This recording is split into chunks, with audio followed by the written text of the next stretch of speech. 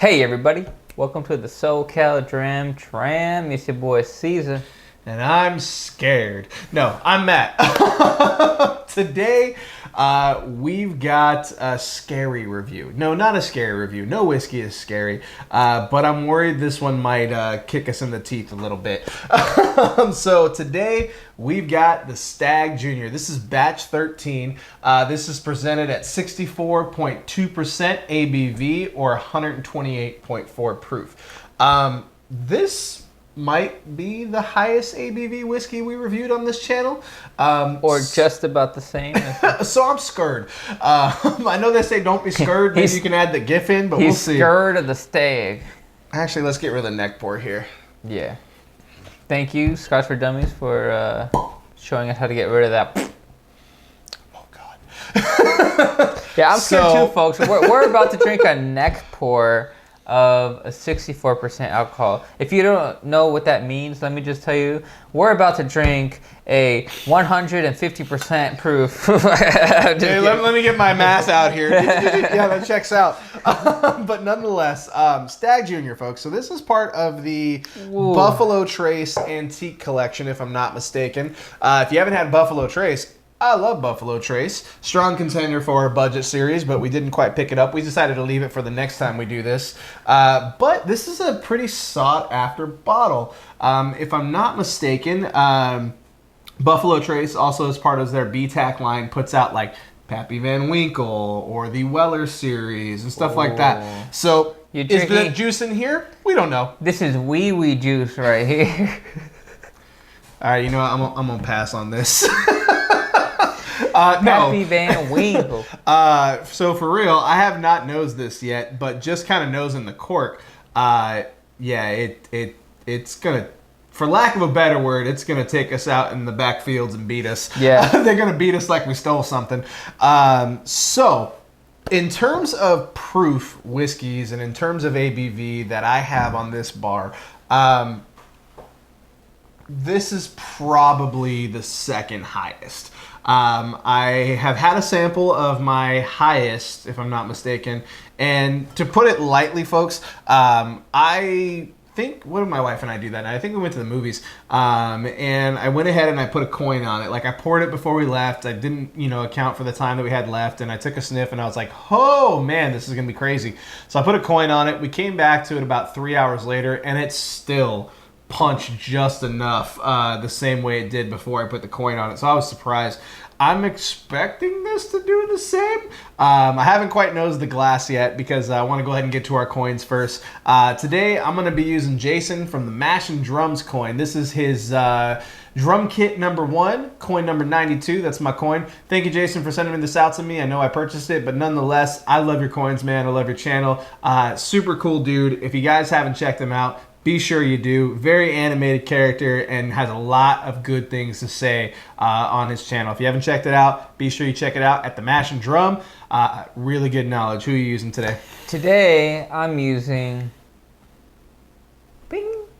Old Soul Whiskey Guy, because you my guy. All right, so let's get into this. Wow. So, I mean, at first, when he first poured it, I smelled it, and my nose hairs were an exact replica of SpongeBob trying to impress Sandy in her home when he needed water. Oh, I hate that I'm getting this. I hate that I get this. But he had to be fancy. He had to stick that pinky out and be fancy. That my nose hairs were shriveled SpongeBob. Water! They were shriveled up and dry, burnt with the alcohol pungentness that just punched my nose hairs in the nostrils, But now that we've been talking for a few minutes and it's been sitting, it's sweetening up a little bit, bro. I gotta tell you, it's pretty sweet on the nose. I will be honest in saying I cheated and I didn't put my nose in it right away because I was scared. But it definitely is sweet. Kentucky straight bourbon, like we said, and this is all natural color. Again, bourbon's got to be aged in new American oak, and that's some sweet color right there. I ain't even gonna lie. Like, that is a, pretty light coffee color almost. So I'm excited to see what this gives. Right off the bat on the nose, again, letting it sit for a minute. I'm getting a little bit of that vanilla, but it's like a vanilla with like almost like a sharpness to it. Like I can tell it's going to punch me in the face. You know what I mean? But it's not like overpowering in the nose. Almost get like fresh cherries. Like I remember when I was a kid, my dad would take me and my sister out to the cherry fields up north, and we'd actually pick cherries off the tree and whatnot. And when you kind of like are walking through and all the cherries that have kind of fallen and you're kind of like stepping on them, they kind of release the aromas. It's kind of like that. Like you're getting a little bit of that cherry sweetness, a little bit of sourness, but the vanilla's coming through pretty predominantly. Maybe even a little bit of leather in there, just because of it being sitting in that barrel. If I'm not mistaken, Stagg Jr. has been aged for up to 9 years. Someone may correct me in the comments, and that's totally cool. Hey, that's not much of a lag for a stag. I hate you. All right, I'm gonna go ahead and taste this. All right, folks. On the nose, though, for me, it's actually, it tastes like a vanilla flavored honeycomb cereal. I don't know if you remember that amazing honeycomb cereal, but. Woo! Back in the day when they made honeycomb cereal, it's like a even distribution of good honeycomb sweet flavor and cardboard. But this right here tastes like if you were to throw some vanilla extract in the cereal, like a drop or two, and you eat it, and wow, all that kind of just mushes together into sweetness. I see you tried it. Let me see. Ooh, that'll make you want to smack your mama. Yeah, doggy. That is, oh man, wow. If your doctor were to prescribe whiskey for your medicine into the medicine, then I think that's exactly what it would taste like. Okay, here's the thing. I might be playing it up a little bit with the slap across the face, but I think you kind of stumbled. Exactly. I think you kind of stumbled in onto something there, right? Like the medicine man. I think if this were like the 1800s, right? Like you think of the movie Tombstone or Open Range, and like, you know, you think of the hero that gets shot, or the hero's brother or his partner or something that gets shot, and he ain't long for this world, and they're like, yeah, just pour a little whiskey in it, it'll make you feel better. Yeah. That's what Stagg Jr. is. That's that, you know, that medicine for that. This is that snake oil for you. If you played Oregon Trail, it's dysentery. Dysentery, it makes my taste buds disciplinary, and I cannot wait to carry on this great flavor. This is pretty good. I could see the hamster on the wheel on that one, so that was fun for me. Thank you. Okay, so back to the whiskey for real. So it's hot. Don't let me lead you astray. It's definitely hot. If you are new to whiskey and you're not used to alcohol, like if you drink beer or you drink wine, even like a fortified wine, this is not where you start. I think this is something you could get into and then appreciate, but this is not where you start, I don't think. And Definitely that's not saying that's the rule. It's just the general rule. And to be honest, like what I think he means by that is you don't start with it because it's really high in alcohol. So right away, you're going to get nothing but alcohol. But if you throw it later on down I can't feel my lips. If you throw it on later down the chain after you've been drinking a little bit of stuff that already has alcohol in it, and then you get into this, you'll learn to develop it and appreciate it a little bit more because you've already kind of broken down the first barrier of alcohol, and now you're trying to get the rest of it. And although it's a reach, you have to reach out and grab it to get the different notes. In this scenario, it's still more possible to get those notes after you've had a few other drinks of alcohol. Okay, so serious talk. Cherry, vanilla, brown sugar, molasses, all your typical bourbon notes, but just on a next level in terms of heightness, in terms of potency. I kind of equate it to, I don't know how many of you guys are boxing fans out there, how many of you guys are old movie fans, but there's an old movie from, I want to say, the late 90s or early 2000s called Don King, Only in America. It was an HBO movie. My dad and I used to love this movie, and it's basically more about Don King than it is about the fighters that he promoted, but there's a great moment at the end of the movie where he's talking about the Tyson Holyfield fight, right? We all know the fight where Tyson bit Holyfield's ear, right? And it's a great scene because it's like a narrative movie, and so every once in a while you have the story of the movie, but then it pans out, and Don King is played by Ving Rhames, and he's in the ring and he's basically narrating the movie. The camera pans out, it pulls back, and you just see Don King's wild hair and it's Ving Rhames, and he turns back and he's got a hand on the rope. He goes, "They want to blame me for that. Man takes a bite out of somebody else, and you want to blame me for not feeding him properly." That's this whiskey. This whiskey is biting my ear off in all the best ways. I got to tell you, like, I haven't tried it with the water yet, but I was a little scared going into this because it was the neck pour. It was 64%. I've read all these reviews. I've heard all these reviews talking about it taking you out to the woodshed, talking about, you know, like when I see people taste it, they're like, whoo, whoo. Like, it's no joke. Like, it definitely, you know, is a heavy hitter, but it's good. Like, Yeah. it's definitely got all the right flavors. It marries together nicely. So we're playing a little bit up for the camera, but nonetheless, it's a really good whiskey. If you get a chance to try it, I'd highly recommend it. This bottle retails for about 60 to 70. If you can find it for that, it's a buy on site. If you see it for like 130, 150, that's that third party markup, don't do it. It's not going to measure up. You're going to be kind of disappointed. But if you can get it at retail, or even the price that I paid for it, I think I paid about $90. I'm not disappointed for it. Like, yeah, do I wish I would have got it for retail? Of course. But for the proof, I'm not disappointed so far. So I did drop a couple of drops of water on it, so I'm kind of curious to see how it fares. You get anything else off of it?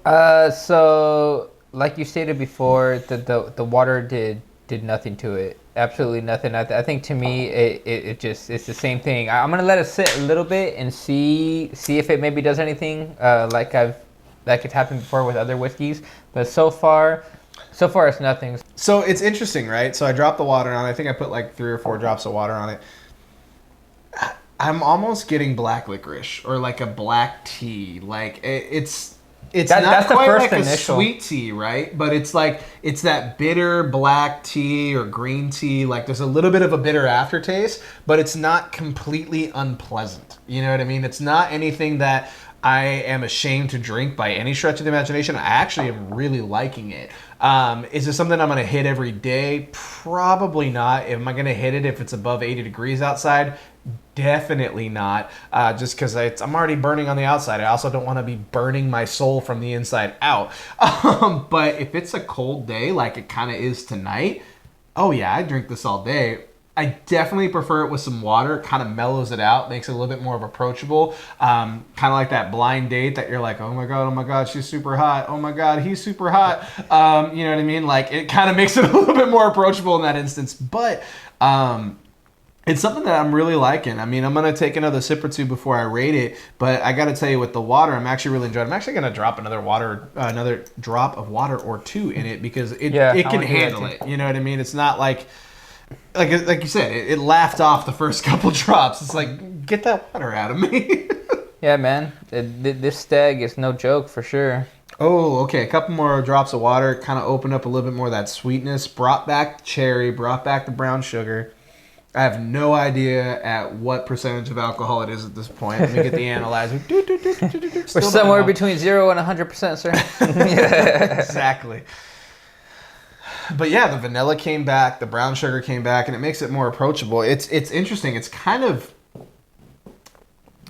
definitely more, what's the word I'm looking for? Potent, but it's kind of reminded me of an Evan Williams. Like, you know what I mean? Like, in terms of just all that complexity, all that flavor, Yeah. The more and more water I put on it, the more and more it kind of doesn't blend together, but it kind of starts to be like, if I put them side by side and I put a crap load of water on this, it might, I might not be able to pick them out. So I'm probably gonna rate it.